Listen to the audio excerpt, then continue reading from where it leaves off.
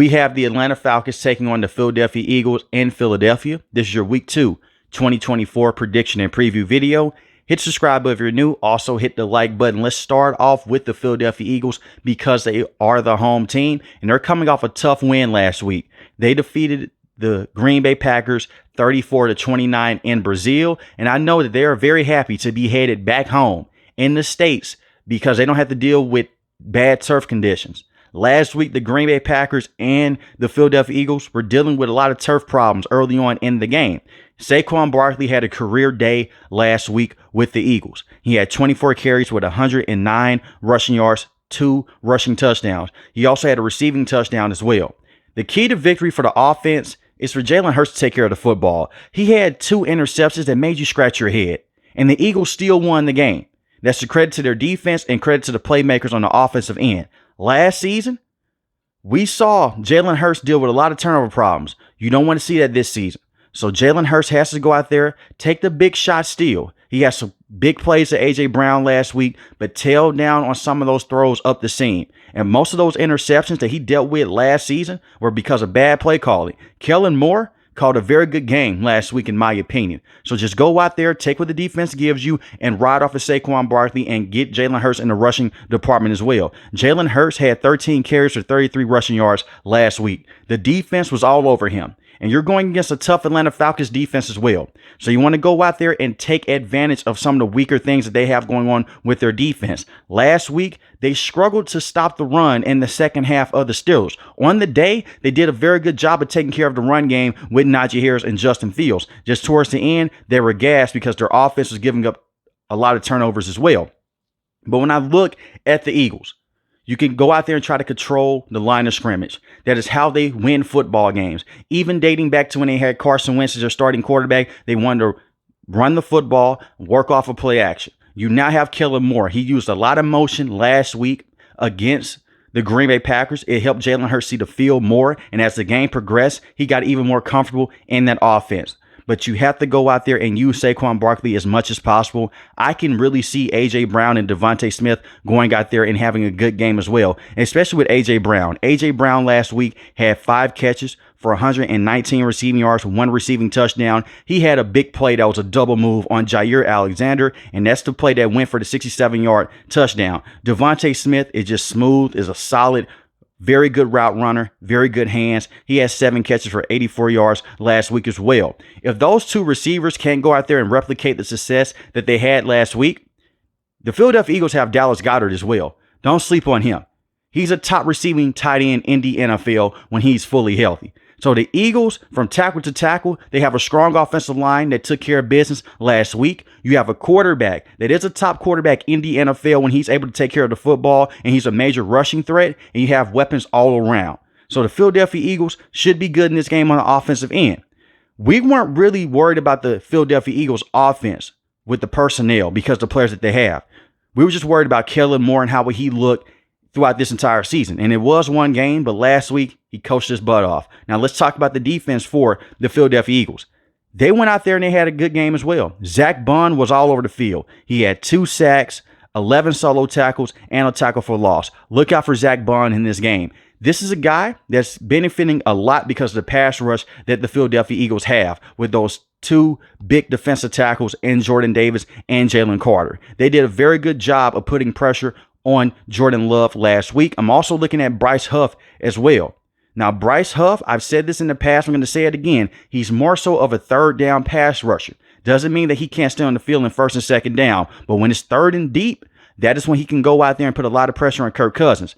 This is the ideal quarterback for the Eagles defense to go against because Kirk Cousins is not the most mobile quarterback in the NFL. And last week, he struggled to get outside the pocket because he's coming off that torn Achilles injury that he suffered last year with the Minnesota Vikings. So go out there and generate the pressure the same way the Steelers did. Now, the Philadelphia Eagles, they don't have an Alex Highsmith. They don't have a TJ Watt, but they have good pass rushers that can go out there, stop the run, and you can put a lot of pressure on Kirk Cousins. Another thing that's going against Kirk Cousins in Monday Night Football games, he doesn't have the best record.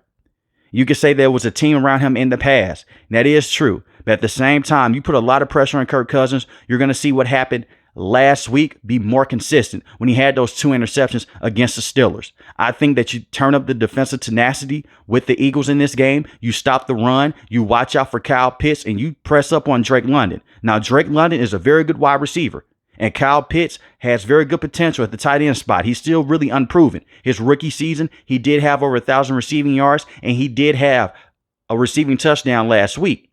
But when you look at the Atlanta Falcons, besides those 2 guys, they can't really create separation. And Drake London is more so a contested catch type of wide receiver. You go out there and you can press him up and you play very good defense on him and you take out Kyle Pitts. What else do they have? Because I do believe that the front 7 can go out there and they can contain the run of Bijan Robinson and Tyler Algier. So make other weapons on the Atlanta Falcons go out there and beat you.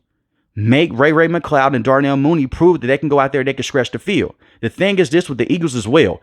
Their defense and their back end with those guys in the secondary, they played very good last week against the Green Bay Packers. They let up some big plays here and there.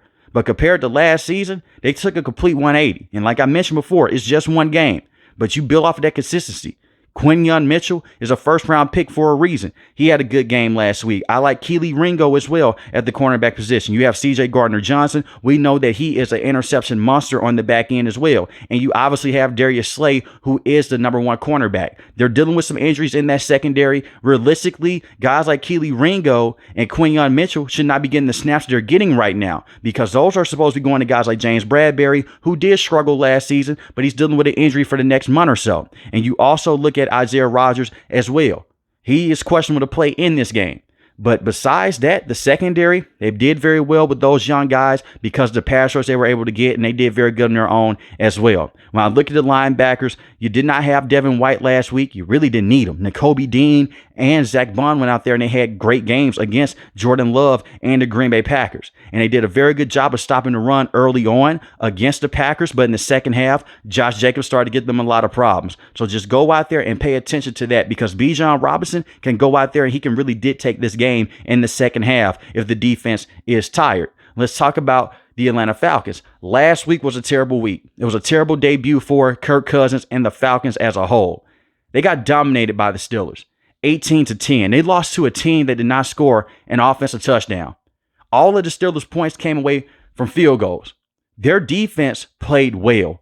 It was their offense that let them down. And it's more so on Kirk Cousins and Coach Robinson. You see, Coach Robinson is the brand new offensive coordinator for the Atlanta Falcons.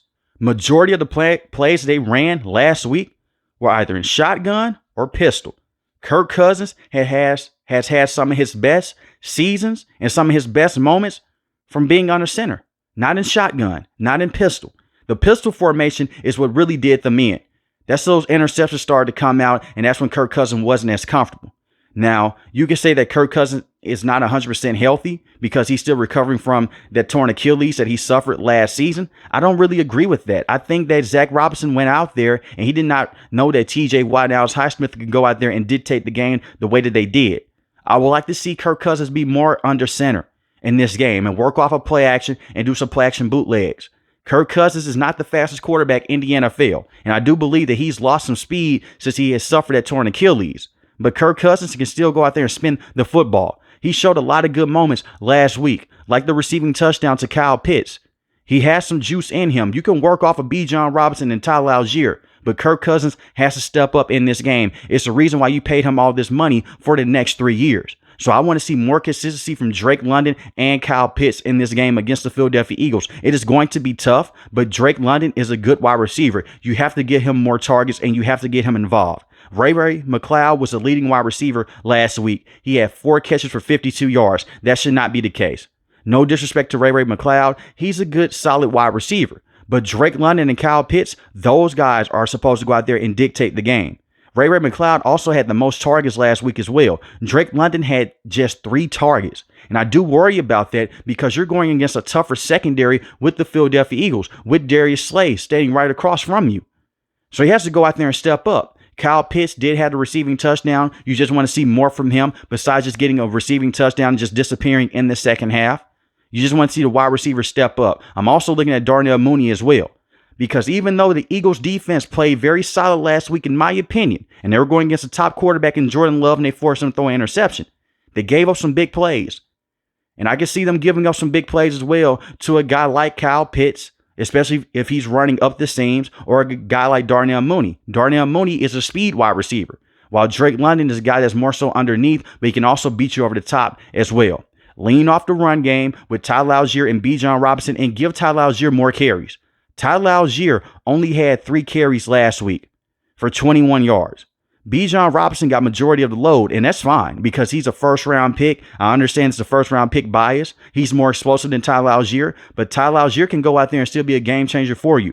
Just a couple years ago, this man had over 1,000 rushing yards in the season. Get him the football and mix in Bijan Robinson as well. And the offensive line, they have to play better up front from tackle to tackle. It's the reason why Chris Lindstrom just got a major deal a year ago. He has to step up. I'm looking at Caleb at the right tackle position and Jake Matthews as well. Pay attention to the trench work with both teams. The trench work will go out there and really dictate the game, more so for the Falcons than the Eagles, because Jalen Hurts can go out there and he can evade pressure. Kirk Cousins, he doesn't have the speed like a Jalen Hurts. He doesn't have the explosiveness. He's more so of a pocket passer. So the offensive line, if they're not having a strong outing, it's going to be tough for them to go out there and put up points. Now let's talk about the defense. The defense last week, they played very well. Raheem Morris coached up a very good defensive game plan. It was just the offense that did them in with those 2 bad interceptions from Kirk Cousins. Grady Jarrett, David Onyemata, Matthew Judon, they were getting after the quarterback. They were getting after Justin Fields. And you can say that Justin Fields and Jalen Hurts are similar. Jalen Hurts is on a different planet in terms of throwing the football and having more weapons around him. But Jalen Hurts can take off with the football. Keep him in check. I wonder who the quarterback spy is going to be for them. It may be a guy like Caden Ellis, who in the past has done very good on scrambling quarterbacks. They did a solid job last week with Justin Fields. They just let up a couple of deep bombs here and there to George Pickens. And I do worry about that because you're going against A.J. Brown and Devontae Smith. I'm more so worried about A.J. Brown going out there and having a couple big plays than Devontae Smith. And Devontae Smith can really get you out there on a double move as well. The safeties last week, they did a good job, especially Justin Simmons with Jesse Bates. Jesse Bates stopped the 4th down conversion. He went out there and he ran past 2 defenders, just blew through them and tackled the wide receiver right in space. You want to see more of that aggressiveness. And Jesse Bates is one of the best safeties in the NFL. And Justin Simmons is a very good safety in his own right. The secondary as a whole, they can go out there and they can lock down the guys. But if we're going to try to play that press man coverage, I'm a bit worried about that, because of Devontae Smith's route running and because of how explosive A.J. Brown is. I'm looking at A.J. Terrell in this game especially. Besides those big plays they gave up last week to George Pickens, the defense was lights out. I mean, you did not let up a single offensive touchdown last week, and they stopped the 4th and 1 conversion. I'm going to say this as well. Be on lookout for the tush push with the Philadelphia Eagles. I think the Atlanta Falcons have the defense to go out there and possibly contain that play or to stop that play with the guys they have up front. But Matthew Judon was able to go out there and have a good game last week. He's going to be all over Jalen Hurts if the offensive line's not on their P's and Q's. And the same with Grady Jarrett and David Onyemata. Overall, this is going to be a good matchup. I'm just more so worried about the Atlanta Falcons offense. And Kirk Cousins, how is he going to look? Are they going to call more plays under center? Are they going to let him go out there and make adjustments at the line of scrimmage besides just calling a bunch of curl routes with Kyle Pitts and Drake London? I think that the Philadelphia Eagles offense last week was more consistent. Well, I know it was more consistent than the offense of the Atlanta Falcons because they were able to go out there and score 30-plus points against the Green Bay Packers. With that being said, I think that the Philadelphia Eagles have too many weapons, and I think that the Atlanta Falcons are outmatched. I have the Philadelphia Eagles winning this game 31-21. But let me know in the comment section below, who do you have winning this game? The Philadelphia Eagles or the Atlanta Falcons? If you're new to the channel, hit the subscribe button. If you like the video, hit the like button. Most importantly, I want each and every last one of you guys stay safe, stay positive. Thanks for watching the video, guys. God bless. Peace.